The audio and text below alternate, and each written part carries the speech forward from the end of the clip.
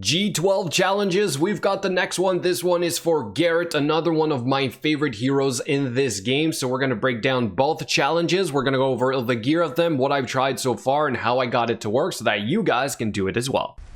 So you want to fight and win, then make sure to take advantage of this exclusive promo code Bionic before level 15 to get free in-game loot so that you can become an arena champion in Dragon Champions.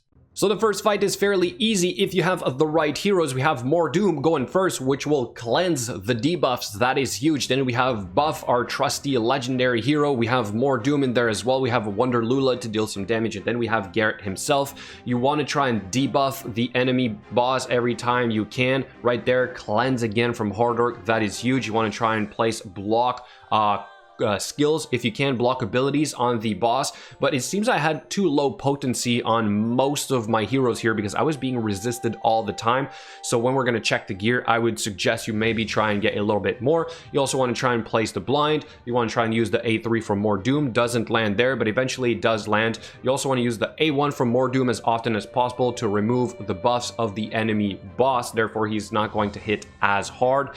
And when you go invisible like that, it helps to mitigate some of the damage because then the little minions from Mordoom will become the targets, right?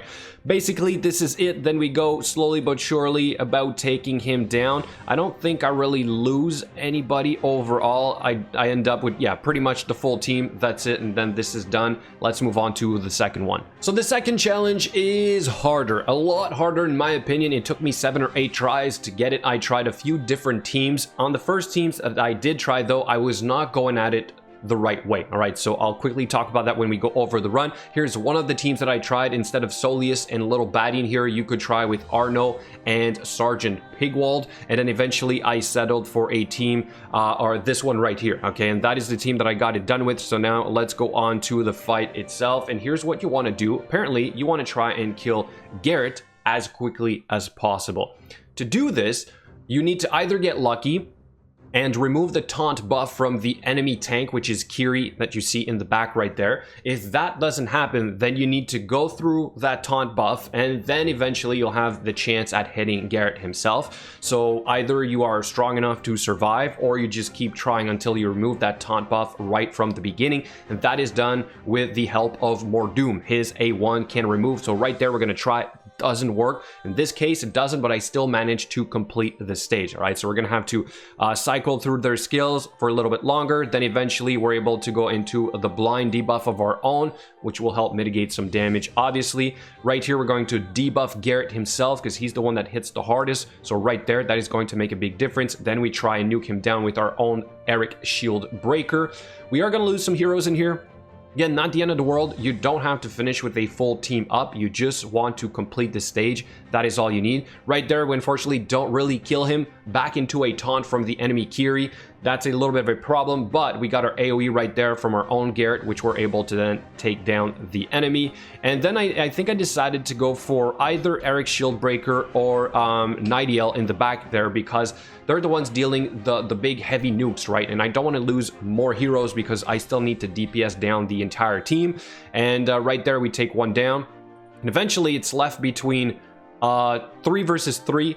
It's basically still my advantage because I have harder hitters. Eventually, we get them all down, right? So it ends up working quite well. So again, this was a little bit longer, but overall, that's the team that worked for me, going for Garret first. So now let's quickly go over the heroes, and we're going to try and do this really fast because we've covered them before. We have Hard Orc with 4 pieces of speed and 2 pieces of potency with speed, crit chance, and potency for the runes. Total speed 250, and then we have 93% potency, which is probably the most important thing, with the Lucky Clover artifact with some potency and lifesteal. The next one is the legendary hero Buff, full potency runes across the board with some speed, crit chance, and some potency up there. Total speed 232, 100% potency, and for his artifact we're rocking literally the same one, the Lucky Clover. Then we've got Mordoom rocking 4 speed runes and 2 potency with a speed, crit chance, and you've guessed it, potency, because this guy has a lot of debuffs. His total speed 230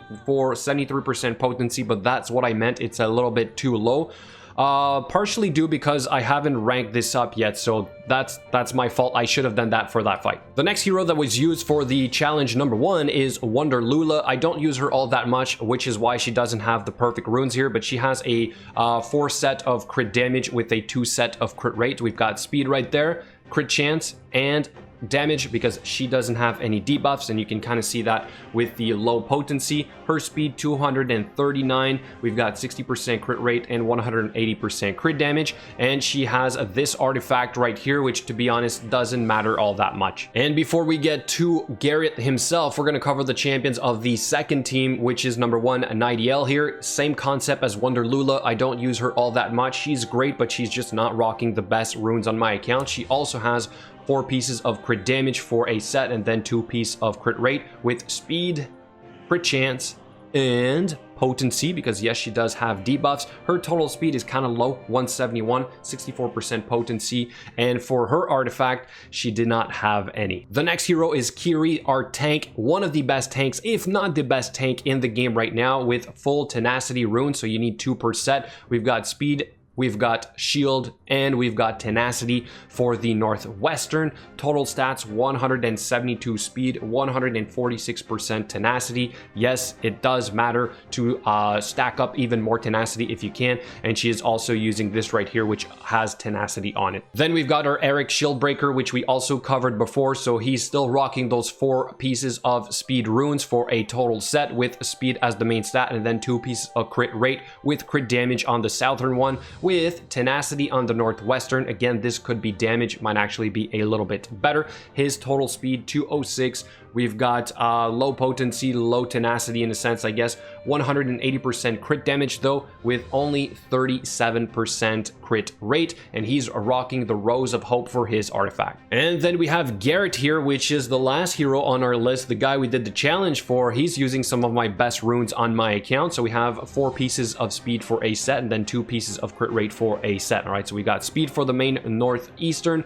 we've got the Southern, which is crit damage, and for the Northwestern we have only a 3-star epic for potency, but it's still sufficient for most of the things that I use him for. Crit chance is at 63%, 188% crit damage, 232 speed, but that potency is a little bit too low, so we definitely need to improve on that. And he's using the Lucky Clover here with more crit chance and health. You kind of want this guy to hit as hard as possible. You also want him to be as fast as possible. Now let's go ahead and rank this up here for the G12 challenge, or the gear. And here we go. Total stats are now 41k shield, so a massive increase to the shield, and he also gained about 2,000 power. There we go, guys. Another one complete on my account. Thank you so much for watching, and I'll catch you guys later.